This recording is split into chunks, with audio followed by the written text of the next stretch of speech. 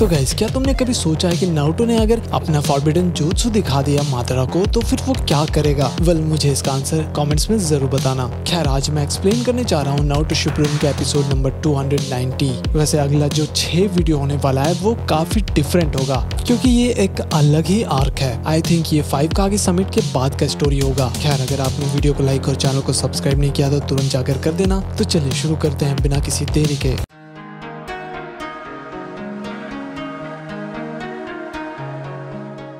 तो भाई, एपिसोड के स्टार्ट में ग्रीन लाइट जलता हुआ एक चीज देखते हैं और एक लड़की गुनगुना रही थी, हाँ। तभी उसके ग्रैंडफादर कहते हैं कि मीना, तुम्हें ये मेलोडी बहुत ही पसंद है, क्या तुमने इसे खुद बनाया? मीना कहती, नहीं, मुझे बस ये सुनाई दे रहा था। तभी एक लड़का यानी उसका भाई आकर उसका ड्राइंग छीन लेता है और कहता है, तुम बहुत ही अजीब हो, वो क्या ये सेंसे है? फिर मीना उससे ड्राइंग लेने की कोशिश कर रही थी और लियो देने को राजी नहीं था। फिर उसके ग्रैंडफादर कहते, लियो, क्या डोकू सेंसे ठीक है और क्या वो बड़े हो गए हैं? मीना कहती, हाँ, लेकिन वो अभी टेडी बेयर जैसा ही है। फिर दोनों खेलने लग जाते हैं तो ग्रैंडफादर कहते हैं कि तो तुम्हें वो बहुत ही पसंद है? वो लोग भी कहते हैं कि हाँ, बहुत ज्यादा। रात में हम देखते हैं कि मीना आराम से सो रही थी, तभी धमाके का आवाज आता है और वो उठ जाती है। फिर लियो तुरंत जाकर खिड़की खोलता है और भाई पूरा इलाका तबाह हो चुका था, सिर्फ आग ही आग दिख रहा था। फिर वो दोनों बाहर जाते हैं और देखते हैं कि कुछ लोग लड़ रहे थे। तभी गार्ड्स आकर कहते हैं कि तुम दोनों तुरंत अंदर चले जाओ।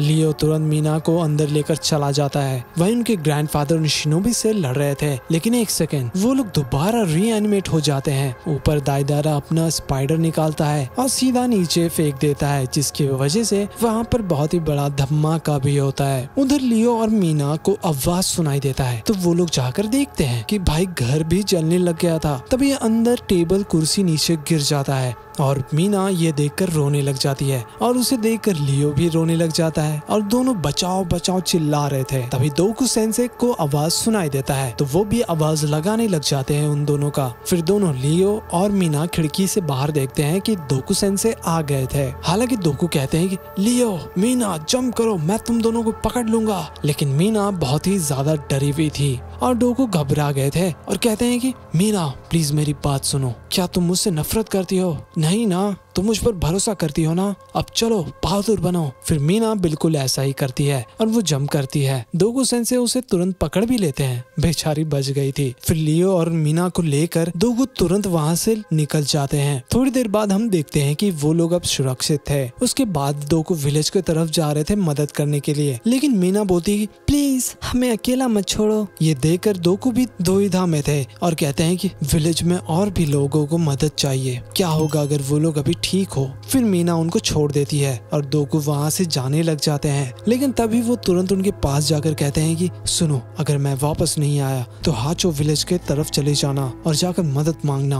और उसके बाद फिर हम देखते हैं कि दोकू रोने लग जाते हैं उनको पकड़कर। हालांकि जाते जाते उनके पॉकेट से 2 रॉड गिर जाता है। ये देखकर उन दोनों को समझ नहीं आ रहा था कि आखिर ये चीज क्या है। तभी किसी का आने का आवाज सुनाई देता है, वो कुछ ढूंढ रहा था। वैसे दोनों डर के मारे छुप गए थे। उसके बाद वो आदमी वहाँ से चला जाता है। क्या तुम समझ गए ये कौन था? खैर, थोड़ी देर बाद पता चल जाएगा। फिर हम देखते हैं कि सुबह हो चुका था। वो लोग दोनों भी बाहर निकल चुके थे और देखते हैं कि पूरा इलाका तबाह हो गया था। कुछ देर बाद वो लोग पहाड़ के ऊपर चढ़ जाते हैं और दूसरी तरफ जा रहे थे। चलते चलते मीना का हालत खराब हो गया था, अब वो चल नहीं पा रही थी। और हाँ, अब तो शाम भी हो चुका था। तभी उन्हें कोई आता हुआ दिखाई देता है।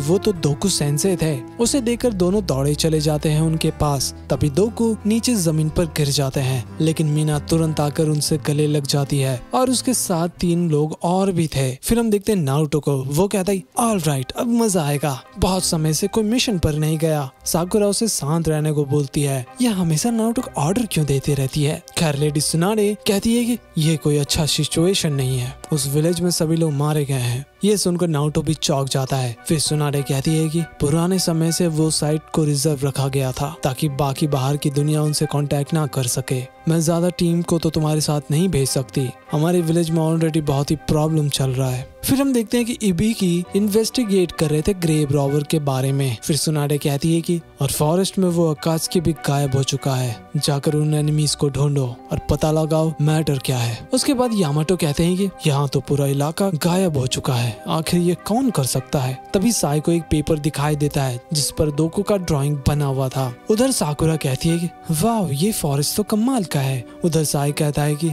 क्या ये वही ट्रेजर हाउस है। फिर वो लोग दोनों अंदर चले जाते हैं ढूंढने के लिए और यामाटो कहते हैं कि कोई इसे अंडरग्राउंड में क्यों बनाएगा। साई भी कहता है कि यहाँ पर तो कुछ भी नहीं है। वहीं ऊपर साकुरा एक कुआं को देखती है, वो काफी गहरा कुआं था, पता नहीं आखिर क्या चल रहा है। वहीं यामाटो बाहर निकल रहे थे, तभी उन्हें कोई रोक लेता है और यामाटो कहते हैं कि हमें तुम्हारे गवर्नमेंट ने बुलाया है, हम लीव के शिनोबी है। ये सुनकर वो स्वॉर्ड हटा देती है और कहती है कि मुझे माफ करना, हमें आपके बारे में बताया गया था। यामाटो कहते तो तुम लोग कौन हो।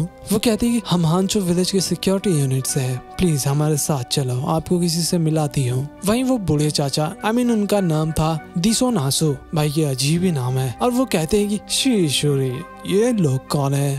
थोड़ी देर बाद वो बोलते ही अच्छा अब मैं समझ गया, इतने कम समय में आने के लिए शुक्रिया। मैं दिसो नासु हूँ, हांचो विलेज का लीडर। कल कुछ लोग बचकर हमारे विलेज आए थे मदद मांगने के लिए और हमें सिचुएशन के बारे में बताया गया। यामाटो पूछते हैं कि आखिर वो एनिमीज क्या चाहते हैं, तो दिसोनासु बोलते हैं कि पता नहीं, लेकिन बहुत बार बैंडिट्स आते हैं फिर ट्रेजर की खोज में। यामाटो फिर उस ट्रेजर के बारे में पूछते हैं कि आखिर ये क्या चीज है, तो दिसोनासु बोलते हैं कि नहीं, इसके बारे में विलेज के बहुत कम लोगों को पता था। वहीं नारुतो अपना मुंह धो रहा था, वहाँ कुछ ज्यादा ही अच्छा माहौल था। तो साकुरा कहती है कि थोड़ा फोकस कर लो नारुतो, वैसे ये जगह काफी सुंदर है, ऐसा लगता है कि पूरा एरिया का खूबसूरती एक ही जगह पर है। तभी काबुटो बोलता है कि हाँ सही कहा, ये जगह और पानी पूरा लाइफ से भरा हुआ है। ये सुनकर वो दोनों चौंक जाते हैं। साकुरा कहती है कि अब तुम कहाँ से आ गए। काबुटो बोलता है कि बहुत समय हो गया है तुम दोनों से मिले हुए। उसे देखकर नारुतो अपना शैडो क्लोन बनाता है और राशिंगन दे मारता है। अब होना क्या था, धमाका होता है और इसका आवाज दूर दूर तक चला जाता है। फिर काबुटो बोलता है कि तुम इतना जल्दी लड़ने के लिए क्यों उतावले हो जाते हो। साकुरा कहती तुम्हें उससे क्या मतलब और तुम यहाँ क्या कर रहे हो। काबुटो कहता है कि अच्छा हाँ, मैं तो बस यहाँ पर अपना रिसर्च करने के लिए आया था। फिर वो अजीब सा वाटर बबल निकालता है और इसे देखकर नारुतो पूछता है ये क्या चीज है। काबुटो कहता है ये सभी सांपों को मैंने ओरोचिमारू के सेल से बनाया है और मैं किसी के सेल को इसके अंदर डाल दूं तो उसका सारा एबिलिटी इसके अंदर आ जाएगा, लेकिन ये पानी थोड़ा अलग है। फिर काबुटो एक कुनाई निकालता है और उस पानी के अंदर डाल देता है। तभी हम देखते हैं कि वो तो भाई हिडान बन गया था। उसे देखकर साकुरा कहती एक सेकंड, ये तो वही अकात्सुकी है। तभी ऊपर से यामाटो कहते हैं कि लगता है कि तुमने ही विलेज पर हमला किया था, है ना। वैसे अब तुम यहाँ पर आ ही गए हो तो कुछ और भी पता चल जाएगा हमें। सभी लोग तैयार थे अपने अगले मूव के लिए। तो काबुटो कहता है कि तुम्हें पता है ना, मेरे पास और भी तरीके हैं। फिर वहाँ पर अपीयर होते हैं ढेर सारे बॉक्सेस और धीरे धीरे वो खुलना शुरू होते हैं, जिसमें नागाटो, इटाची, दाइदारा, आसुमा और भी सभी लोग थे। उन्हें देखकर सबका दिमाग खराब हो गया था। एक्चुअली सबको समझ आ गया था कि काबुटो ने ही क्रेव्स को चुराया है। अब होना क्या था, खेल शुरू होने वाला ही था। तभी हम देखते हैं कि हांचो विलेज के लोग भी वहाँ पर पहुँच गए थे। उधर काबुटो अपना कोई समनिंग jutsu यूज करता है और भाई अब हिडान के पास अपना स्वॉर्ड आ चुका था। ये देखकर नारुतो भी सीधा राशिंगन से हमला करने के लिए चला जाता है और भाई क्या ही अलग लेवल का तबाही होता है। फिर हिडान साकुरा की तरफ जा रहा था, लेकिन उसे अपने कैप्टन यामाटो बचा लेते हैं वुड स्टाइल से।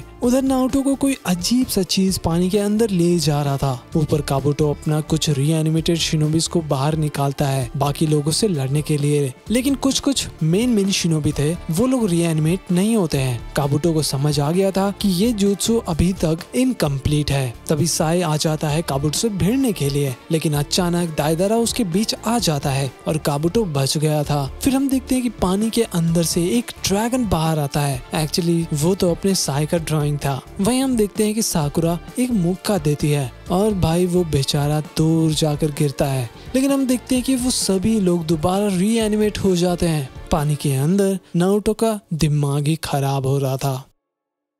तो भाई लोग ये वीडियो तो यहीं पर खत्म हो जाता है, लेकिन अगले एपिसोड में और भी कुछ पता चलेगा।